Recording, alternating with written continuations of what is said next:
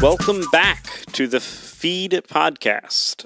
It's important that I point out that I said the Feed Podcast instead of the Fayetteville Feed Podcast, because as part of our return, we are going to be focusing not just on Fayetteville, but also on some cities outside of Fayetteville.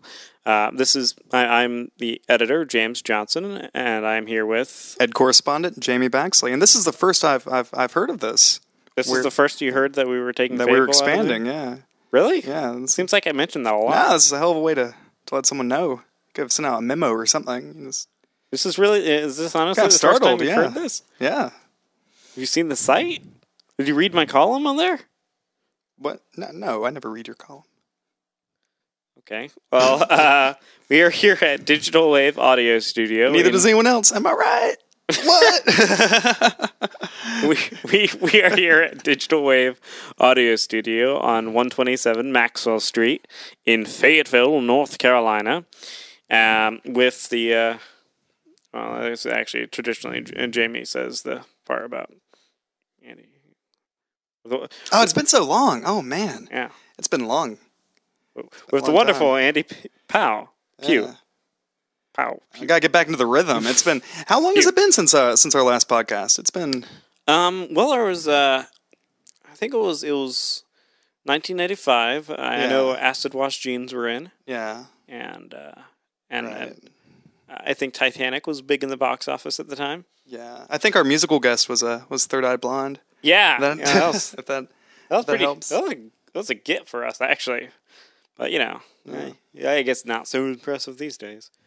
We usually have a guest on the podcast every week, but this time around we actually wanted to talk a little bit about our hiatus, and we also wanted to talk about something a little bit more timely, which was and this is something that anyone who knows us knows that this is something that weighs heavily on Jamie Baxley's soul. We wanted to talk about the Oscar ceremony that happened the other night. Well, first off, just to get the hiatus thing out of the way, yes, we took well, initially it was intended to be a short and then ended up being a much longer hiatus in our attempt to figure out how we were going to expand the feed, and we wanted to... taking a print publication from 10,000 a month to the amount we would need to expand to 3 other extra cities is that's quite the endeavor. So we're starting out keeping this as an online publication for a little bit, and then we'll see where it goes from there. And we're also in our effort to sort of restructure and expand, we're also looking at new technologies. We're looking at, we're looking at iDevices. We're looking at cybernetics. Yeah, yeah, exactly. I just said cryogenic freezing. Yeah, stem cell. We're doing a lot of stem cell research at Feed HQ. So. I mean, we have what is the beginnings of a fairly good time machine. Just we can make phone calls into the past at this point, and that works out because right now, sure, we can't interview Lady Gaga, but like 2 years ago, she's desperate for attention. Anyway, we're aware that more and more people are reading magazines on iPads and things like that. So we plan to rich people right now, but soon it'll be slightly less rich. I remember. This dates me back in the day before the iPhone came out. Only like jackasses owned iPhones, like Type A personality jackasses. But how did you play Angry Birds before iPhone? Yeah, I used the traditional route. I had a bunch of pigs stacked up in my backyard. Oh, you just threw birds at them. Yeah. It's barbaric.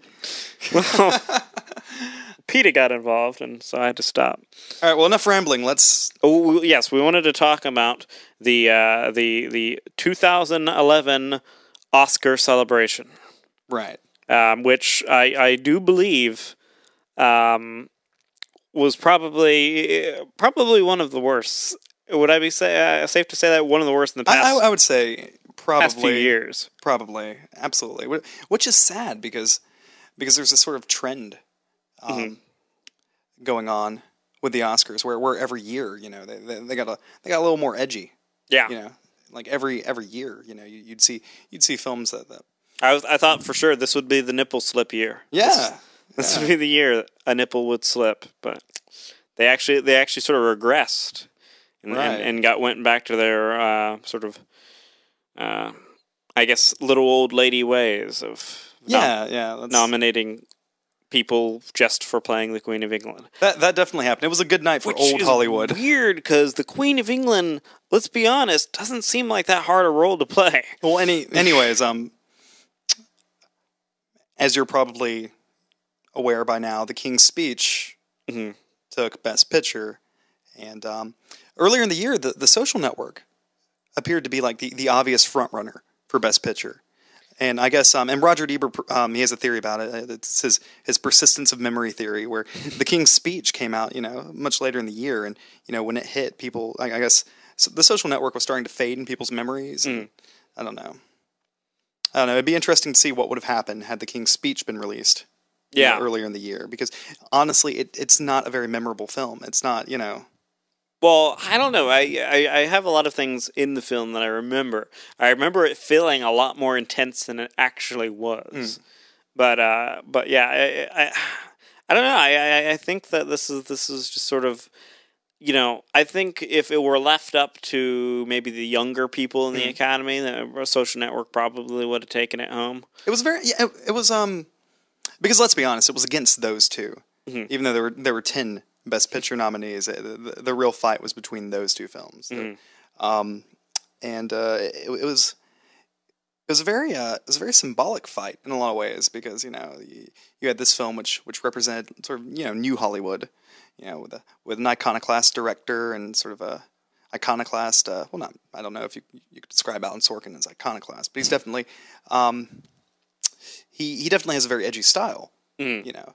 So you have these two people at the helm, and you know you have a cast of very young, you know, stars. A lot of them, you know, a lot of burgeoning talent, and it's a story about something that's very, very modern and very, very relevant now. It's you know, Yeah. and then, you know, on the other end of the spectrum, you have The King's Speech, which is the opposite in every way. So I think, Yeah. however, they do both have one significant thing in common, and they are sort of about communication breakdown at their core. I think each film is about Yeah. sort of a It would have been really funny if Jeff Yeah. Bridges won yeah for best actor, that would have because it'd be the second year in a row. has ever happened.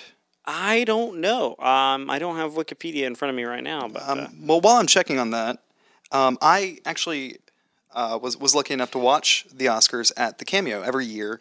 The Cameo does they have their annual Oscar party, and each year it gets bigger and bigger and bigger. And for the past several years, the party has been sponsored by the Partnership for Children of Cumberland County. So all the proceeds were donated to them, and they're a really cool organization. They arrange functions for kids during like the Dogwood Festival and things like that. yeah, you know, I attended that one year. Yeah, It was exciting. yeah. I had a lot of fun, and there were a lot of people dressed up, you know, as characters from some of the movies. However, you know, it wasn't really, you know, I can't think of many films that had really, you know, distinctive looking characters. Yeah. From last year. So you saw a lot of black swans. You saw like there were at least 10 black swans there. That's because she's hot. And I'm glad you won. We do need to start wrapping up. So I think next week we should have another podcast, and I don't want to give it away, but we have a really cool guest planned, and we want to thank you guys for coming back, and we'll keep you up to date. Yep. See you next week. See you next week.